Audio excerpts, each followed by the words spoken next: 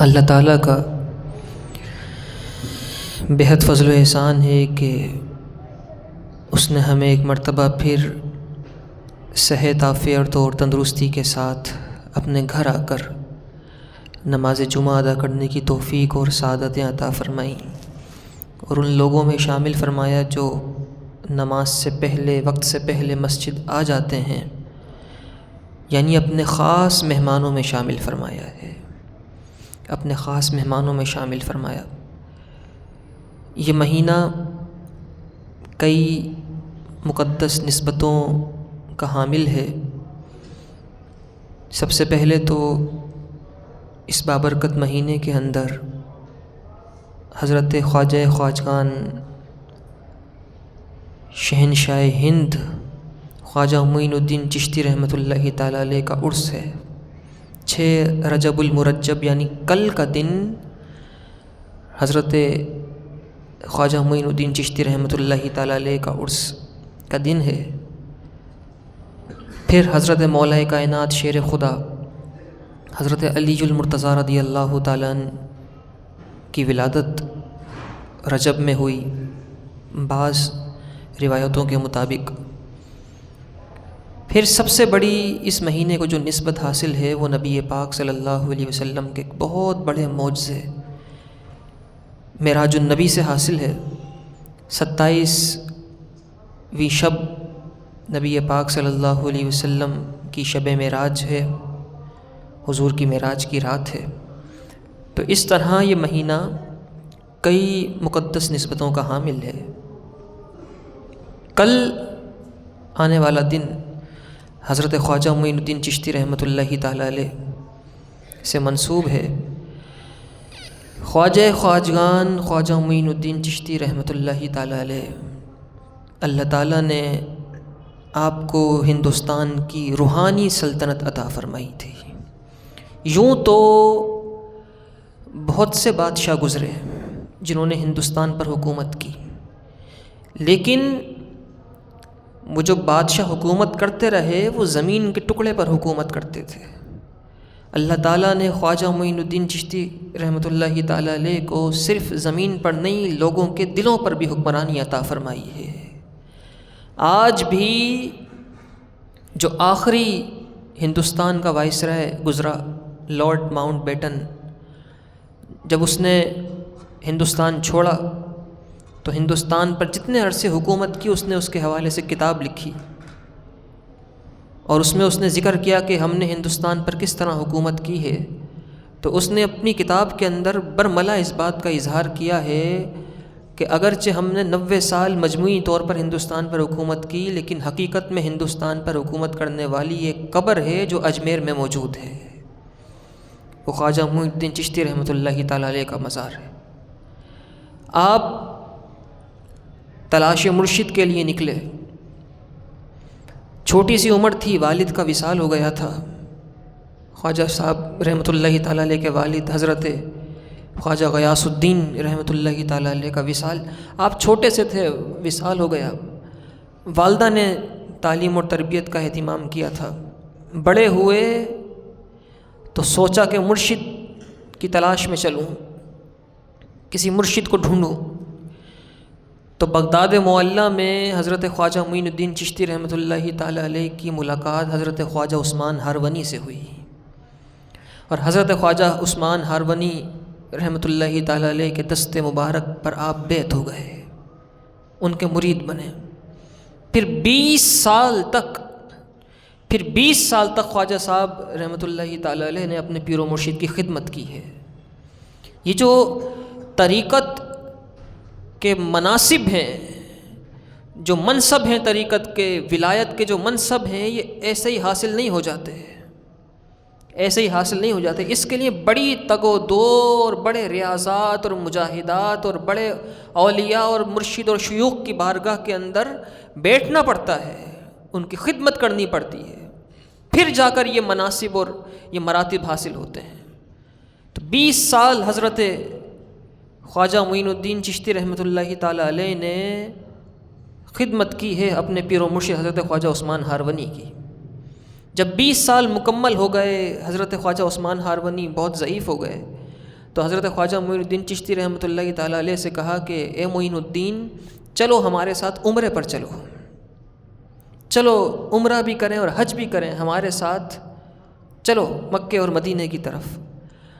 اب حضرت خواجہ معین الدین چشتی رحمۃ اللہ تعالیٰ علیہ اپنے پیر و مرشد کے ہمراہ مکہ مکرمہ حاضر ہوتے ہیں، عمرہ ادا کرتے ہیں، اور رات کے آخری پہر میں حضرت خواجہ عثمان ہارونی اپنے مرید خواجہ معین الدین کا ہاتھ پکڑ کر میزاب رحمت کے نیچے کھڑے ہوتے ہیں اور دعا کرتے ہیں کہ اے اللہ یہ میرا معین الدین ہے، تو اسے اپنی بارگاہ میں قبول فرما لے۔ ایک مرشد اپنے مرید کے بارے میں میزاب رحمت کے نیچے کھڑے ہو کر دعا کرتا ہے، یا اللہ یہ میرا معین الدین ہے، اسے تو اپنی بارگاہ میں قبول فرما لے۔ تو حاطف غیبی سے آواز آتی ہے، اے عثمان ہارونی ہم نے اسے اپنی بارگاہ میں قبول کر لیا ہے اور اسے اپنا بنا لیا ہے۔ اس طریقے سے پھر اس کے بعد حضرت خواجہ عثمان ہارونی کے ساتھ آپ مدینہ منورہ حاضر ہوتے ہیں، اور مدینہ منورہ حاضر ہونے کے بعد نبی پاک صلی اللہ علیہ وسلم کی بارگاہ میں چلے جاتے ہیں، معاہدہ شریف کے سامنے کھڑے ہوتے ہیں۔ تو حضرت خواجہ عثمان ہارونی رحمۃ اللہ تعالیٰ علیہ کہتے ہیں معین الدین حضور کی بارگاہ میں سلام پیش کرو، حضور کی بارگاہ میں سلام کرو۔ اب مرید اور مرشد دونوں کھڑے ہیں، پیر خواجہ عثمان ہارونی جیسا ہے اور مرید خواجہ معین الدین چشتی جیسا ہے، اور پیر اپنے مرید سے کہہ رہا ہے حضور کی بارگاہ میں سلام کرو۔ حضرت خواجہ معین الدین چشتی رحمۃ اللہ تعالیٰ علیہ سلام کرتے ہیں، الصلاۃ والسلام علیک یا سیدی یا رسول اللہ۔ یوں سلام حضور کی بارگاہ میں عرض کرتے ہیں، جواب آتا ہے وعلیکم السلام یا قطب المشائخ، تجھ پر بھی سلام ہو جا ہم نے تجھے مشائخ کا قطب اور امام بنا دیا ہے۔ حضور کی بارگاہ سے ولایت کا یہ مقام حضرت خواجہ معین الدین چشتی رحمۃ اللہ تعالیٰ علیہ کو ملتا ہے۔ پھر آپ ہندوستان واپس آتے ہیں اور تبلیغ دین فرماتے ہیں، اور حضرت خواجہ معین الدین چشتی رحمۃ اللہ تعالیٰ علیہ نے 90 لاکھ لوگوں کو ہندوستان میں مسلمان کیا تھا۔ یہ جو آج اسلام نظر آتا ہے برے صغیر کے اندر، اس میں بہت بڑا ہاتھ حضرت خواجہ معین الدین چشتی رحمۃ اللہ تعالیٰ علیہ کا ہے۔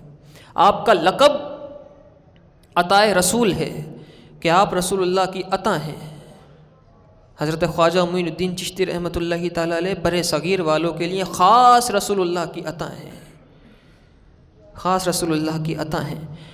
حضرت خواجہ صاحب رحمۃ اللہ تعالیٰ علیہ بلخ جو افغانستان کا ایک علاقہ ہے، وہاں تبلیغ دین کی خاطر تشریف لے گئے۔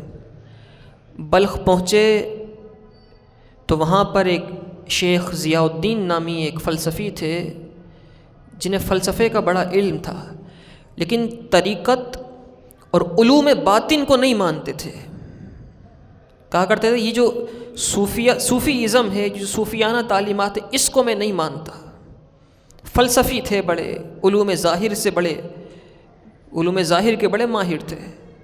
حضرت خواجہ خواجگان خواجہ معین الدین چشتی رحمۃ اللہ تعالیٰ علیہ جب بلخ پہنچے، شیخ ضیاء الدین کو معلوم ہوا کہ خواجہ صاحب یہاں تشریف لائے ہیں، تو اس نے انہیں پیغام بھیجا کہ ہم آپ کو مناظرے کا چیلنج کرتے ہیں، ان صوفیانہ تعلیمات پر ہم مناظرے کا آپ کو چیلنج کرتے ہیں۔ تو حضرت خواجہ صاحب نے فرمایا ٹھیک ہے، ہمیں تمہارا چیلنج قبول ہے، تم ہم سے مناظرہ کرنا چاہتے ہو تو ہمیں تمہارا مناظرہ قبول ہے، کرتے ہیں مناظرہ۔ یہ بات یاد رہے کہ حضرت خواجہ معین الدین چشتی رحمۃ اللہ تعالیٰ علیہ کا علمی مقام اور مرتبہ اتنا بلند و بالا تھا کہ آصفیہ کی لائبریری کے اندر کتابیں موجود ہیں، ان میں یہ بات موجود ہے کہ خواجہ صاحب رحمۃ اللہ تعالیٰ علیہ اتنے بڑے حدیث کے امام اور حدیث کے شیخ تھے کہ 3 سال مسلسل مسجد نبوی شریف میں بیٹھ کر درس حدیث دیا ہے آپ نے، اور حضور کی مسجد میں بیٹھ کر حدیث دینے والا، کوئی حدیث کا درس دینے والا کوئی عام نہیں ہوتا، جو اپنے وقت کا سب سے بڑا حدیث کا استاد ہو جائے وہ حدیث کا درس دیتا ہے مسجد نبوی کے اندر بیٹھ کر۔ اتنے بڑے حدیث کے آپ استاد تھے، اتنا علم حاصل تھا۔ لوگوں کے ذہنوں میں شاید یہ بات بٹھائی جاتی ہے کہ یہ جو صوفیہ کرام ہوتے ہیں جن کے پاس طریقت کا علم ہوتا ہے، جو شیوخ ہوتے ہیں، جو مشائخ ہوتے ہیں، شاید ان کے پاس دین کا علم نہیں ہوتا۔ یہ لوگوں کے ذہنوں میں کانسیپٹ اور یہ چیز بٹھائی جاتی، جبکہ ایسا نہیں ہے۔ اللہ تعالیٰ انہیں علوم ظاہر سے بھی نوازتا ہے، علوم باطن سے بھی نوازتا ہے۔ 3 سال مسجد نبوی میں بیٹھ کر خواجہ صاحب رحمۃ اللہ تعالیٰ علیہ نے درس حدیث دیا ہے۔ شیخ ضیاء الدین نے کہا کہ ہم آپ کو مناظرے کا چیلنج کرتے ہیں۔ خواجہ صاحب نے فرمایا ہمیں تمہارا چیلنج قبول ہے، ہمیں تمہارا چیلنج قبول ہے۔ وقت اور جگہ مقرر ہوئی کہ اس وقت میں اس جگہ پر آئیں گے اور مناظرہ ہوگا۔ خواجہ صاحب رحمۃ اللہ تعالیٰ علیہ نے اپنے مرید سے فرمایا کہ جائیے اور ایک پرندے کا شکار کر کے لائیے، ہمارے مہمان آئیں گے مناظرہ کرنے کے لیے، ان کی ہم تواضع کریں گے۔ مرید جاتا ہے، ایک پرندے کا شکار کرتا ہے، اور شکار کرنے کے بعد خواجہ صاحب کی بارگاہ میں وہ پرندہ پیش کیا جاتا ہے۔ آپ اس کے اوپر ایسے ہاتھ رکھتے ہیں، فرماتے ہیں جائیے اسے پکائیے اور اس کے کباب بنا کر جب مہمان آئیں تو لے آئیے گا، جب مہمان آئیں تو کباب بنا کر لے آئیے گا۔ اب شیخ ضیاء الدین مناظرے کے لیے آتے ہیں، مرید وہ کباب لے کر آتا ہے، خواجہ صاحب پیش کرتے ہیں۔ شیخ ضیاء الدین پہلا کباب اٹھا کر کھاتے ہیں، جتنا علم ہوتا ہے سب چلا جاتا ہے، سینہ علم سے خالی ہو جاتا ہے۔ پریشان ہو جاتے ہیں شیخ ضیاء الدین کہ میں تو یہاں مناظرہ کرنے آیا تھا، جو کچھ علم لایا تھا سب چلا گیا۔ دوسرا کباب کھاتے ہیں تو جو علم گیا تھا واپس آ جاتا ہے۔ خواجہ معین الدین چشتی رحمۃ اللہ تعالی علیہ سامنے بیٹھ کر مسکرا رہے ہوتے ہیں، فرماتے ہیں ضیاء الدین اتنا کافی ہے یا اب بھی مناظرہ کرنا چاہتے ہو؟ فرماتے ہیں اتنا کافی ہے یا اب بھی مناظرہ کرنا چاہتے ہو؟ تو وہ قدموں میں گر جاتا ہے، کہتا ہے کہ میں پہلے مانتا نہیں تھا لیکن اب سمجھ گیا کہ اللہ تعالیٰ نے آپ کو بڑے مقام سے نوازا ہے، اللہ تعالیٰ نے آپ کو بڑے مقام سے نوازا ہے، اللہ تعالیٰ نے بڑی شانوں اور عزتوں سے آپ کو نوازا ہے۔ یہ جو جگہ جگہ مزارات اولیاء ہیں، ان کی وجہ سے دین بہت پھیلا ہے۔ اگر یہ نہ ہوتے بزرگان دین، یہ تشریف نہ لاتے، لوگ سمجھتے ہیں کہ شاید اگر اللہ کے ولی سے محبت کریں گے تو شرک ہو جائے گا، اگر اللہ کے ولی سے پیار کریں گے تو اللہ کی محبت کم ہو جائے گی، جبکہ اللہ تعالیٰ نے خود ارشاد فرمایا حدیث قدسی کے اندر آیا، فرمایا وما یزال عبدی یتقرب الی بالنوافل حتی احبہ، فرمایا کہ یہ جو میرے اولیاء ہوتے ہیں یہ نوافل پڑھتے ہیں، نفلی عبادات اتنی کرتے ہیں کہ میرے قریب ہو جاتے ہیں، میں ان سے محبت کرنے لگ جاتا ہوں۔ اللہ ان سے محبت کرتا ہے، تو اللہ کے ولیوں سے محبت کرنا دراصل اللہ کے طریقے پر چلنا ہے، اس کے طریقے، اس کی سنت پہ عمل کرنا ہے۔ تو یہ اولیاء کرام کی محبت اپنے دلوں کے اندر موجزن کیجیے۔ آخری بات، یہ جو جمعہ ہے یہ 2025 کا آخری جمعہ ہے۔ یوں تو ہمارا اسلامی سال محرم سے شروع ہوتا ہے، لیکن ہمارے زندگی کے سارے معاملات ان عیسوی تاریخوں کے اعتبار سے چلتے ہیں۔ یعنی اگر کوئی آپ سے یہ پوچھے کہ آج اسلامی تاریخ کیا ہے تو شاید 80% لوگوں کو یہ معلوم نہیں ہوگی، یا 90% لوگوں کو یہ معلوم نہ ہو کہ اسلامی تاریخ کیا ہے۔ آج 5 رجب کی تاریخ ہے آج، اور سال اگر کسی سے پوچھا جائے کہ ہجری سال کون سا چل رہا ہے تو یہ تو سب کو معلوم ہوگا کہ 2025 ہے، لیکن ہجری سال کسی کو بھی معلوم، یا الا قلیل کسی کو پتہ ہو تو پتہ ہو۔ تو یوں ویسے سال ہمارا محرم سے شروع ہوتا ہے، لیکن ہماری زندگی کے تقریباً معاملات انہی عیسوی تاریخوں کے اعتبار سے چلتے ہیں۔ اور آج کا یہ جمعہ 2025 کا آخری جمعہ ہے۔ اپنا احتساب کیجیے، خود احتسابی کیجیے، اپنی اکاؤنٹیبلٹی خود کیجیے، دیکھیے اپنے آپ کو کہ اس پورے سال میں آپ نے کتنی نمازیں پڑھیں، کتنے روزے چھوڑ دیے، کتنے لوگوں کا دل دکھایا، اور پھر یہ کرنے کے بعد اپنے اوپر ہونے والی رب کی نعمتوں کو بھی دیکھیں کہ کیا ان 365 دنوں میں کوئی دن ایسا آیا کہ اس رب نے بھوکے پیٹ سلا دیا ہو؟ کیا کوئی دن ایسا آیا؟ اگر ایسا نہیں تھا تو پھر اپنے آپ سے وعدہ کیجئے کہ اللہ تو نے اس پورے سال بڑی نعمتیں دی ہیں، تجھ سے وعدہ کرتا ہوں اگلے سال تیری فرما برداری میں گزاروں گا، کوئی نماز قضا نہیں کروں گا، کوئی روزہ نہیں چھوڑوں گا۔ رمضان بھی قریب ہے نا، تو احتساب کیجیے اپنا، سوچیے اپنے آپ کو۔ اور بالخصوص یہ جو نیو ایئر نائٹ ہوتی ہے نئے سال کے آغاز پر 12 بجے، جو ایک طوفان بدتمیزی پورے ملک میں اور پوری دنیا کے اندر ہوتا ہے، یہ دنیا کا دستور تھا، اب ہمارے ملک میں بھی بڑی تیزی سے پروان چڑھتا رہا کہ فائرنگ ہوتی ہے، آتش بازی ہوتی ہے، ناچ گانے ہوتے ہیں، بے حیائی، رقص و سرور کی محفلیں، شراب بیچی جاتی ہے۔ بلکہ مجھے پچھلے سال کسی نے بتایا کہ اس رات میں سب سے زیادہ شراب بکتی ہے۔ تو یہ نیا سال شروع ہوتے ہوئے اس طرح کے کام اگر کیے جائیں تو پورے سال بے برکتی زندگی میں شامل رہے گی۔ تو اسی لیے ہم نے شہر سکھر کی تمام مساجد کے اندر یہ سلسلہ شروع کیا ہے۔ آپ کی انشاءاللہ اس برکاتی مسجد میں بھی یہ سلسلہ ہوگا، اور آپ کے علاقے میں جتنی مساجد ہیں تمام ائمہ مساجد کی باہمی مشاورت سے یہ سلسلہ شروع ہوا ہے کہ 11:15 بجے سے لے کر 12:15 بجے تک آدھے گھنٹے ہر مسجد میں نبی پاک صلی اللہ علیہ وسلم کی ذات بابرکات پر درود پاک پڑھا جائے گا۔ تو آپ لوگ مسجد تشریف لے آئیں۔